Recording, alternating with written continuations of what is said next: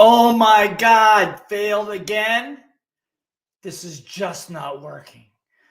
Of course you're going to fail. On your trip from a scalable bit up to a scalable business, from being solo entrepreneur, you're going to fail. You're going to fail. But how do you turn around a failing business? Before I forget, if you really want to learn more about this, click on the link in the comment box below to learn more. If you want to do this really fast, go to blairsinger.com/plan, and one of us will sit down and talk to you about it.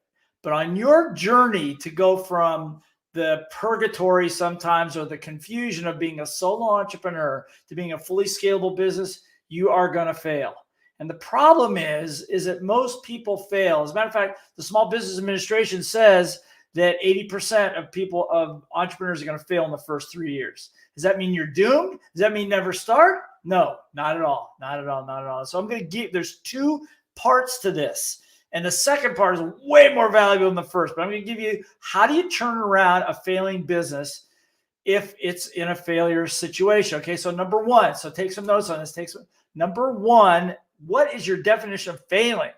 Is the whole thing failing? Is your business completely failing? There are so many parts to a business that if you get in your mind that the business is failing, then there's something going on with you, which I'll talk about a little bit later.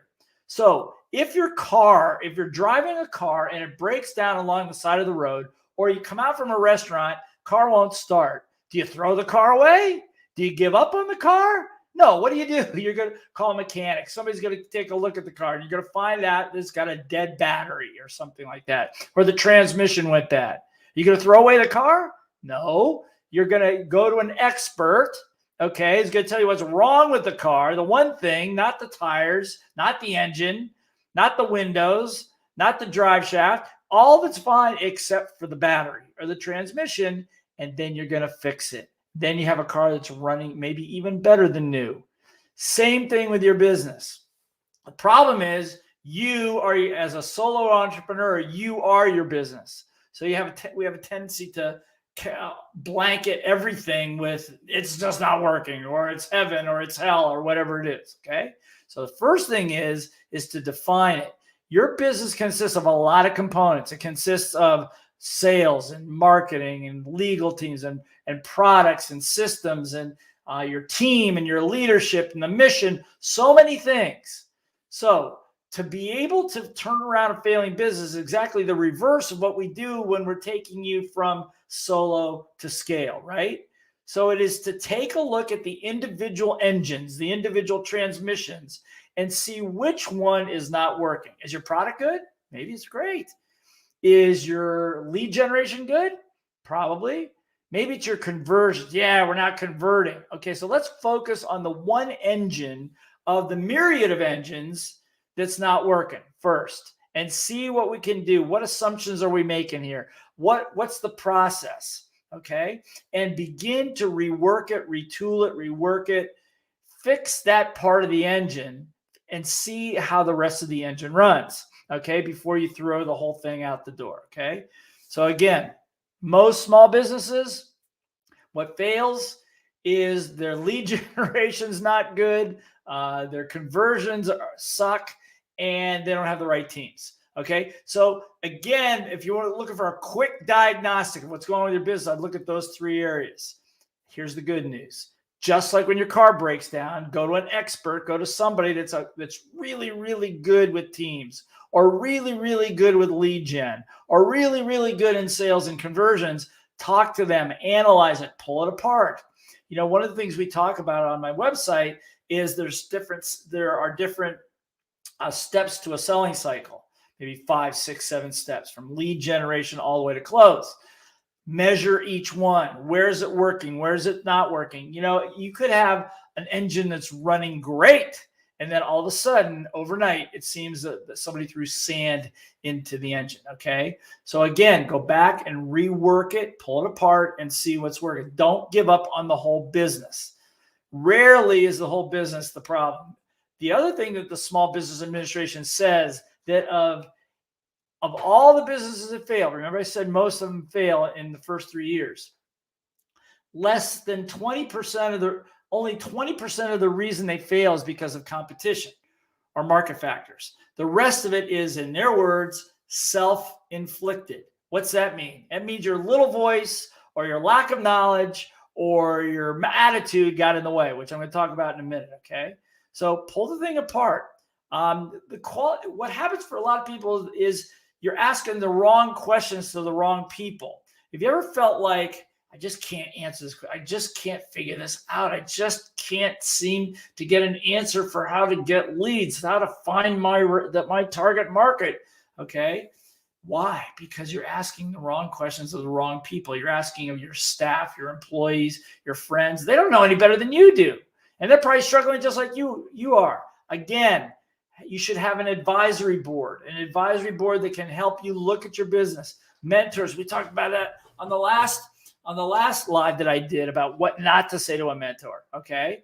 But find out from them what's going on and get some help with it, okay? Most people are in the wrong place at the wrong time, asking the wrong questions of the wrong people and therefore getting stupid wrong answers, okay? So again, simple thing is just take a look. Now, by the way, if you feel your business is failing, you've got basically 4 or 5 options. Number one, and I'm going to tell you that only one or two of those are valid in my concern. You could walk away. That's one thing you could do. You walk away. You could give the business away. You could give it to somebody else. You probably wouldn't be able to sell it. Or you can assess it, which is what I'm talking about. Assess the individual parts and find the piece that's working and not working and fix the stuff that's not working. And then there's one more. There's one more, which I'm going to cover now, which is probably the most important piece, particularly if you're a solopreneur. So my question to you is this. The question is this. Is the business failing or are you failing? Is it you or is it the business? Look, I understand that it's a grind. It's kind of like Phil Knight. I just read a great book called Shoe Dog by Phil Knight, one of the co-founders of Nike. You've heard of Nike. He was a runner. And business is like running. It's hard. And you don't even know what you're running for sometimes. Sometimes your mission isn't even clear, but it's just the fact that you got to keep going that kind of possesses you. Well, sometimes that energy runs out. And you have to say to yourself, this is just not worth it. I can't do it anymore. I don't want to do this business. And you know what? There's rewards for quitting. There is rewards for quitting. You know what the biggest reward is for quitting, for shutting down that business? The pain stops. That's right. The pain stops. You can always quit. But as one of my teachers and mentors, Mac Newton, says, quitting should never be your first choice. Never be your first choice. Why? Because if quitting is your first choice, it becomes habitual because it's easy and there's big reward for it. There's more pain if you keep going, okay? I wrote one of the first articles I wrote many years ago was called When the Heart Goes Out, the Money Soon Follows. When the heart goes out, when your heart and passion's out, the money goes away too. So it's got to be addressed. Now, the other thing that Phil Knight also said, he said sometimes, and here's another option, quitting, everybody tells you never to quit, which I just told you never to quit. But one thing Phil Knight says, sometimes quitting can be pure genius. I'll say it again. Quitting can be pure genius. Let me give you an example. Climbing Mount Kilimanjaro. I had a very dear friend of mine, very successful entrepreneur from Singapore. He struggled mightily. We got to the first summit and he was not in good shape, but his mind wanted to keep going. Our mountain guide said, you're going down. You cannot go any further. Otherwise, it could be very dangerous to your health. And he fought. He wanted to go. I can do it. And we said, no, you've got to turn around and go back. And so quitting in that case was brilliant. Had he kept going, he might not be alive today. But what happened was he went back. He started getting himself in shape for the next year. He started running triathlons, marathons, got himself in great shape, came back the next year and summited with no problem. So in that case, quitting was genius. Quitting was brilliant. Sometimes in your business, in the form that you set it up to, times have changed. You have to ask yourself these questions. Who's my customer right now? Are they still here? What's their appetite for risk right now?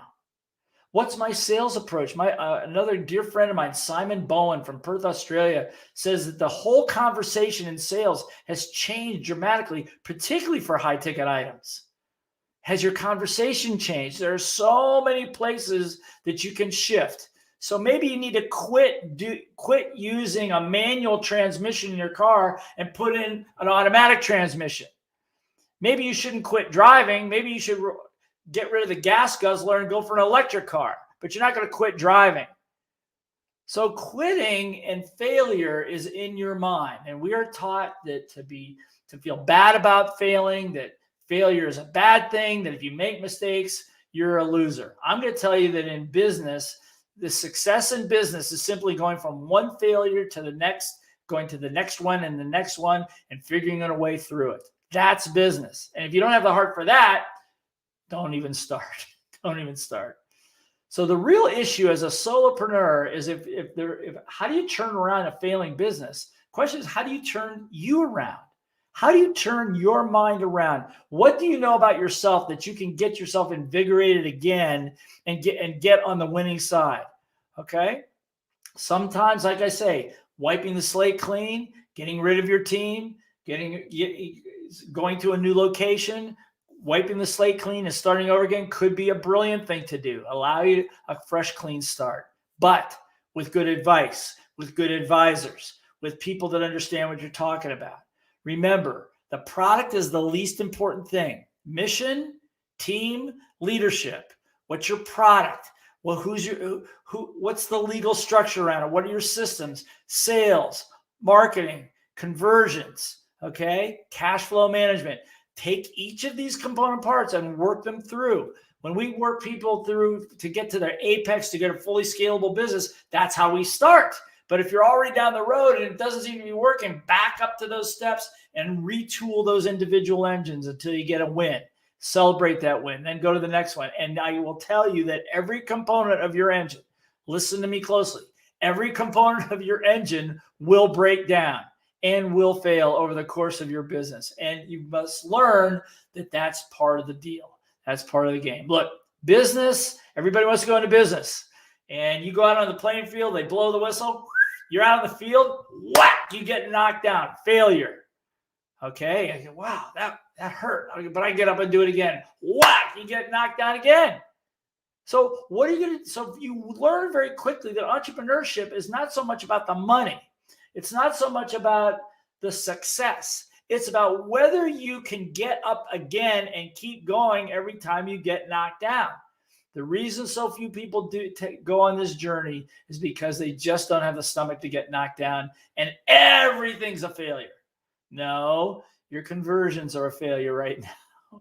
No, you don't have the right people on the right seats on the bus right now. That's all this is, okay? And break it down in order for you to get to where you want to go, okay?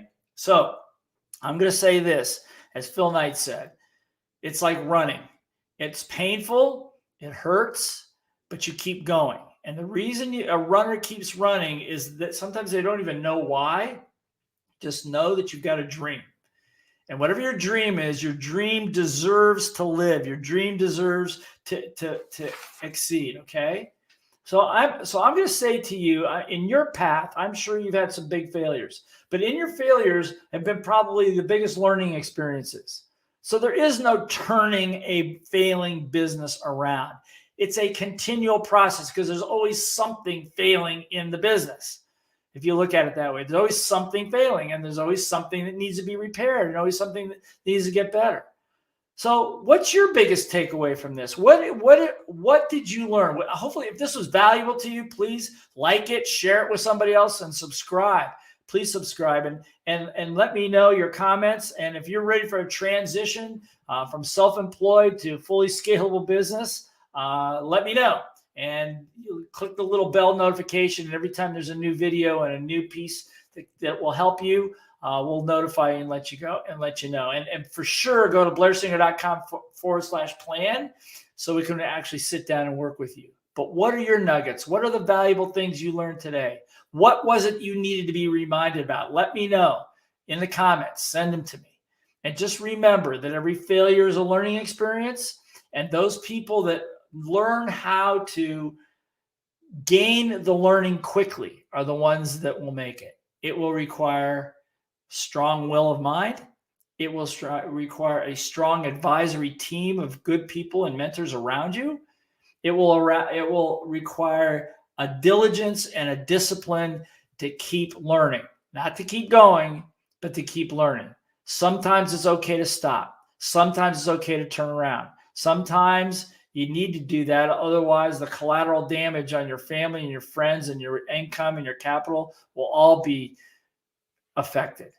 Look, the one thing I just forgot, the one thing that may be standing in the way and you think your business is a failure is that maybe it's so successful, you just don't have enough money to take it to the next level, which means you need to learn how to raise capital. And most people that don't know how to sell don't know how to do that either. Okay. So that's something you need to learn. Just because you don't like selling doesn't mean that your company should not be able to sell. Just because you don't want to learn how to market doesn't mean your company shouldn't have a brilliant marketing lead generation machine. It's you. It's not the business. Preserve your dreams. Be amazing.